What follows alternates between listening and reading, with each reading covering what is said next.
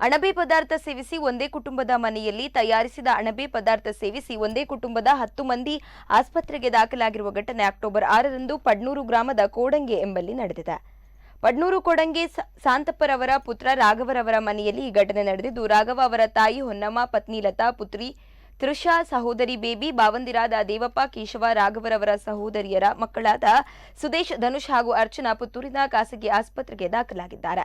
ತಮ್ಮ ಮನೆ ಸಮೀಪದಲ್ಲಿ ದೊರೆತ ಅಣಬೆಯನ್ನು ಪದಾರ್ಥ ಮಾಡಿ ಮಧ್ಯಾಹ್ನ ಊಟದಲ್ಲಿ ಸೇವಿಸಿದ್ದು, ಊಟವಾದ ಕೆಲ ಸಮಯಗಳ ಬಳಿಕ ಸೇವನೆ ಮಾಡಿದವರೆಲ್ಲರ ಆರೋಗ್ಯದಲ್ಲಿ ತೀವ್ರತರದ ಏರುಪೇರು ಉಂಟಾಗಿದ್ದು, ಅವರನ್ನ ಆಸ್ಪತ್ರೆಗೆ ದಾಖಲಿಸಲಾಗಿದೆ.